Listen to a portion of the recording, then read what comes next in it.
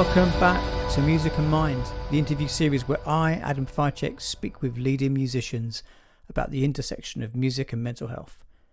Today, I'm joined by Jamie Boyle. Hi, Jamie. What are you up to musically at the moment? Hiya, mate. We're on tour at the minute. Well, festivals and tour. We've got a tour running alongside festivals, so very busy. And then whenever we're not out on the road, we're in the studio. So it's just all systems go at the minute, but that's how we like it. Yeah, and you say you like it. Is it something you're really buzzed about, doing all those things? Yeah, I love it. Like we get bored whenever we're at home for too long, so it's nice to keep us busy. Like, yeah. What's the hard things about doing that? The hard things is the hardest thing for me, I'd say, is probably being away from home a lot. Gets hard sometimes, but that's more when you the toll it takes on your body sort of works. Them two seem to work together. Like you start feeling really tired. And you're constantly traveling, you're constantly playing, you're all over the country or in other countries, and then once you start feeling the physical effects on your body, then it gets more mentally draining for me anyway, and I start to just miss my home comforts and stuff. But having said that, I'm very lucky to be doing what I'm doing. It's just it just gets a bit tiring sometimes, but I love it. Yeah, this is it, isn't it? I think it's both glorious, but also can be quite difficult. So this is what these interviews are about, really, both aspects of it. What's the what do you think is the best thing about being on the road and at the particular point you are in your careers? Just being out playing to people that absolutely love the tunes and love the shows every night with my best mates. So just travel around the country and around Europe with my best friends, just doing what we love. So. Yeah, it's the best job in the world. What's your favourite place to go to? Do you know what? I actually don't know the answer to this. I love going to Newcastle. I love going to Glasgow. I love going to like Sheffield and Leeds and all Yorkshire. That's always a good crowd. Going down to London's always good. If I had to pick one place, my favourite place I've ever performed, I would say probably Stockholm. I really like Stockholm. Yeah. What is it about Sweden? I don't know. I think it's just so chilled, and the city's really nice, and the weather was really nice when we were there, and it was just really chilled, and like the fans absolutely loved it. Like they were crazy for it over there. They just love the music, so they go to the festivals and they're fully involved. They're not just stood there just like watching at the back. They're literally right at the barrier, all jumping and stuff. And I'm sure half of them haven't even heard of us before, but they just love it anyway. It's ace. Yeah, it must be just the energy you bring, and they can get involved. Yeah. Good stuff. Is there anywhere else in Scandinavia that you enjoy playing? We've only played there. We've only played in Scandinavia. That's the only place we've played. We've played quite a lot around Europe. We've played in France. We've played in Athens. We've played in Serbia. We've played in Croatia. We've played quite a lot of countries. We've not done. I want to play in Amsterdam. That'll be one for next year. We've not played in Amsterdam yet, so I think that'll be cool. But Athens is another highlight for me because we supported Liam Gallagher and Iggy Pop in Athens. So I literally watched Iggy Pop from side stage with Liam Gallagher. It was crazy, surreal. Yeah. Do you think it changes when because I guess you're just in these progressing stages of your careers, getting out into the world? Do you think it changes once you've been on the inside? You know, you're looking at your idols up there. Do you think it shifts your perspective about how you viewed them now you've seen the inner workings? Yeah, I think once you start getting on the road properly, I think you realise how much there's a very sort of twisted take on the truth about being on the road, and everybody thinks it's like just partying and like it's crazy backstage, and backstage just one massive party and things like that. And then you realise it's actually like, before the show especially, it's actually really chilled, and everybody's just like sort of just waiting to go on, and people are always, like I said before, there's a lot of times when people are tired and stuff like that. So I had this thing in my head of like these massive parties backstage and stuff, when in reality it's all just like, it's a lot more chilled than you'd expect. Well, that's good. Chilled is good before a show, at least. Yeah, it can get quite boring. I guess my experience is it was both. There was chaos, mayhem, but also it got really boring because you're so used to that stimulation that suddenly you've got 3 hours and there's nothing going on. How do you cope with that? Do you have kind of ways that you deal with that? It depends where we are. We always say, like, there's a bit of a joke. I think it's just a joke in music, to be honest, that like it's 99% waiting around and 1% actually playing, which just seems to be the way it is. But the show's getting bigger and the fees are getting higher and it's more financially sustainable for us. It's a lot more enjoyable than in the earlier days, because now we can afford to like get the buyout from the promoters and go and have a meal together and stuff like that. Whereas for years it was just like a pot noodle in the green room. So there's definitely a little bit more luxury to it now. But like you say, there's a lot of waiting around, especially at headline shows, big ones, and you're loading in at 1 p.m. And then it's like, yeah, you're on stage at 9:30, and you just sort of, what do we do for 8 hours? But yeah, I love it. I love it. I sound like I'm complaining, but no, I do love it, but it does get long sometimes. I think for those of us that have been on the inside, it's this middle ground between acknowledging how amazing it is and these opportunities we're given, but also acknowledging some of the difficulties. It's not all what you were saying, it's not all thrills all the time. It can be quite a career. How has it changed? Because you said there about, now there's a bit more money coming in. What do you miss about those old days before it went a bit more commercial? So the old days were great because it was all new to us and it was just going into the unknown, and it just sort of started catching like wildfire, and we had no idea what we were doing. We put one single out, and within 2 months it got to 1 million streams, and we were literally like, this shouldn't happen. Like, I don't know what's going on here. And people just started loving it, so we're releasing more music. Then we started doing some of the live dates, and we did Jimmy's in Manchester, and it sold out straight away, and we were like, fucking hell. So then we played that was ace. Them little like sweaty venues are so good. Still, if we ever get the chance to go somewhere abroad, or if we ever get the chance to play in any of them in like some cities that are not the usual cities where you go on a tour or whatever, or whether that's in Europe at like when we're doing these headlines next year and things, I do love sort of going back to them smaller venues where it's just really small and sweaty and just chaotic. But yeah, we started doing them, and then we were selling them out all over the country, and it, like I say, it just caught like wildfire. So it was just so exciting at the time to just be playing songs that we'd written. We didn't really have any idea about the industry or about releasing music or touring or anything, but we just knew that whatever we were doing, it was going really well. So we just went with it and we loved it. What drew you to the music stuff in the first place? What was your kind of journey growing up into music? So I was just always mad. Like, my dad has just always been into the same sort of music as me. I can remember he'd always have either like punk or like Sex Pistols and The Clash and things like that, or like, so this was when I was a child, so it'd be like early 2000s indie, and things like The Strokes and Libertines and people like that. So I'd just always be listening to this sort of music. So that's what I was brought up on. So by the time I was about 13, 14, I was just obsessed with it. I just decided that's what I wanted to do. So I started learning how to play guitar and stuff, and then it just went from there. I just become obsessed. Wonder what it was. What was it? Do you know that drew you to it? Was it the music making? Was it the image? Was it? I just absolutely idolise these frontmen, like especially Paul Weller. I can remember watching videos of Paul Weller and literally thinking, I just want to be you. I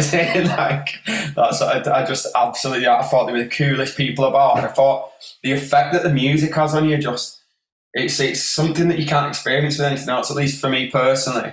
When you're listening to a song and you genuinely feel like it's more than just listening to a song. You can hear every single bit of it. There's another, like In the City does it for me. Up the Bracket by the Libertines, the chorus in that is just like, makes the hair stand up on the back of your neck, and it's just magic. And what about writing and actually making music for you? Has that been something you've always been involved in? Yeah. So once I joined a band, I started writing stuff, and it was crap, don't get me wrong, but I was only about 14. So I give myself a break, and I've just learned through sort of trial and error how to do it more successfully. But like I say, the first song I actually ever released on like streaming platforms or anything was Sarajevo. And we had no idea what we were doing when they just absolutely exploded. And we were like, right, okay, well, we're doing something right. So I just do it naturally, writing anyway. I don't necessarily write for a purpose. We just signed an album deal, so now it's more writing as a body of work as opposed to just writing off the cuff. But we've near enough got it all written anyway. We've got loads of songs. It's just a case of deciding which ones we want to go on the album now rather than... But I'm constantly writing anyway. I love it. It's just, that's the way I express myself. It's the way I always express myself. It's an important way for you to express yourself. Do you find that if you're in particular emotional states writing helps, or do you use it in any particular way? Yeah, I always write only good stuff when I'm proper pissed off or really upset about something. That's when all the good stuff comes, because I feel like I'm just sort of in the moment, and it's proper. I don't sort of dilute it in any way, if that makes sense. I'll just do it, and it's really. I feel like I prefer it that way anyway, because it's just more real to me. And that's probably why they end up being better songs, because I put maybe a bit more effort into them ones, because I relate to it a bit more. Not relate to it, that's the wrong word, but you understand what I'm saying. I like it more, basically. It sounds like it's a real fluid thing. You don't go in with a pre-context thinking I need to write about this. It's just, I feel this way. Here's an instrument. Let me see what comes out. Yeah, that's it. That's literally it. I feel like if you try and force it, it ends up being rubbish sometimes. Well, a lot of the time, more often than not. If you try and if I sat down now and thought I'm going to write a song, I'd just discard it by the end of the day. It's difficult to describe. I've got to be in the right mindset, and I don't know what makes it the right mindset. I just know when it is, if that makes sense. Yeah. And I often get this feeling, and it's like I need an instrument or I need something, and it's this embodied sense of something needs to come out. Yeah, I find it exhausting sometimes. I was having a chat with Ryan. Me and the boys are really, really close. That's why we love it. That's why we love it so much, being in the band and being on tour. We're literally like best friends. I know it's cliche to say about bands, but we genuinely are. Like, they're like my brothers. So we talk about everything. And we were talking the other day about it's exhausting sometimes, the constant need to be productive, because we're doing it full time now, and I've got a little home studio set up in my house and that, and I've got an album to write and things. Like, if I'm ever sat at home and I just want to, most people will finish work and they'll just go and watch telly or something and just chill out. I find myself just constantly, my head's just buzzing around thinking, no, I've got to get something down. Like, your tools are there to be able to do it while you're being lazy. But in reality, I just need to take a step back sometimes and think, no, I've been doing it all day. Like, I should just be able to sit down now and just watch telly and just speak to my missus and things. Do you know what I mean? Just like normal things. Do you think that that's going to get more pressured as with commercial success and people throw money in? Do you think that the pressure is going to get more intense because you're going to need to deliver commercially? Yeah, definitely. But I'm very lucky to have a good support network around me and people who ground me very well, including, like, that's our whole team, and my friends, my family, my girlfriend, like everybody. Everybody's really supportive, but also really good for grounding me and being like, you are allowed to just fucking take a minute, you know, like, you don't always have to, because they know that I'm a workaholic when it comes to the band. I can't do anything else. I don't like doing anything else. It's an obsession for me. But sometimes you do need to just sit down and just breathe. And especially when you've been on tour all week and you've got one day at home and stuff, I just need to learn to just relax, basically. It's hard though, isn't it? I think because your body gets used to it, and a certain time of the night you start to kind of get hyped up. And then when you have that day off, the body still goes for that. And you think, what am I going to do now? It's really difficult. And I hear what you're saying. And I think to a certain extent, we need to be slightly obsessed and slightly selfish as musicians to generate the art we want to generate. Now I can hear the pressures. Yeah. It gets a little bit intense sometimes, but we love it. What about things like fame and identity as you start to grow? Have you noticed how you're handling that? I think I've gone full circle with it. I think at the start, and maybe once we started getting, and obviously we're not famous by any means, but I mean, we go to places and people know who we are a lot of the time and things like that. Yeah, I don't want to say this in like too much of an arrogant way, but I don't actually care anymore. Like I used to. Now I don't really care. I think like there's a certain part of my life that I put on social media for people to see. It's literally just a little highlight reel that I'll put together to connect with people. But in reality, like, none of it's real. It's just, it's not true to, obviously it's real. It's not true to my life though. If you scroll through somebody's Instagram, you think, oh my, that's the most amazing thing ever. He's just in a different country all the time, just playing shows and that. And it's like, yeah, it is the most amazing thing ever. But obviously, like, there's a backstage to that as well that's very different to what you put online. So I try and keep it relatively personal with the stuff I put out there, and try and keep my personal life quite personal to me, so I can have that difference between it, know when to be the front man of the K's and knowing to just be myself, if that makes sense. It sounds really healthy. I think what you're saying is like there's a part of you that you give to people, and fan bases, they all want a certain part as well. I think now it's really important to have that, and then when we come out, we do the washing up, people that's it. The reality of it, isn't it? But I think, coming back to what you were saying, you're looking at some of your idols on stage, and sometimes we're lucky enough to see the glimpse of them doing their own thing backstage, and it makes them real humans. And we're like, that's it. This is how we do it. Sounds like you've got a really healthy way of working with social media.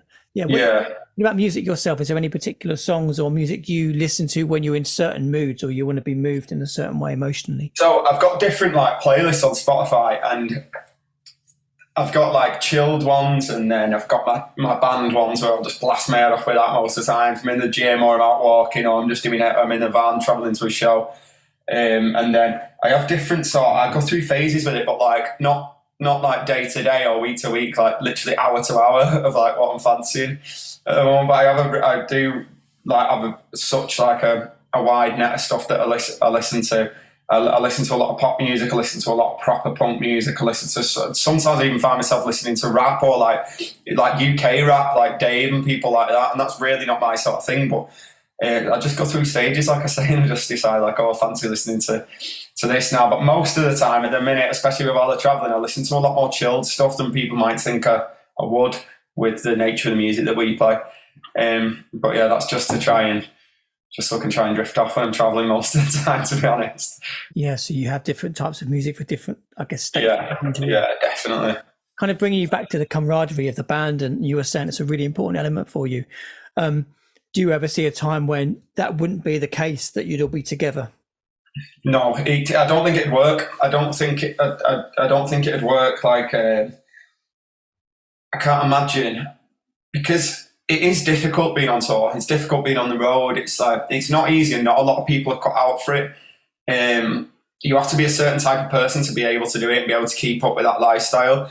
And I think the biggest part of that for me is the boys. I don't think I could do it with anyone else. The reason I can do this is because I'm doing it with my best friends, and I know that I've got that support network of that I love these boys like brothers, and I know that they love me as well, and we're all in it together. So no matter what happens, wherever you go, it's like taking your family with you wherever in the world you end up, and having that support network around you. So I think if it was just in a sort of in another life, if it was just session musicians that I hadn't grown up with, I think I'd struggle a lot more than I do with the boys being on tour. Yeah, it sounds like you've got a real kind of sense of community there, and you understand each other and stuff. Yeah, definitely. Celebrate the good and to hold the bad, I guess. Thank you very much. That was Jamie from the K's. Thanks again for listening to Music and Mind with me, Adam Ficek. Make sure you check out the Tonic Music website for groups, workshops and courses for musicians, music industry personnel, and also music fans.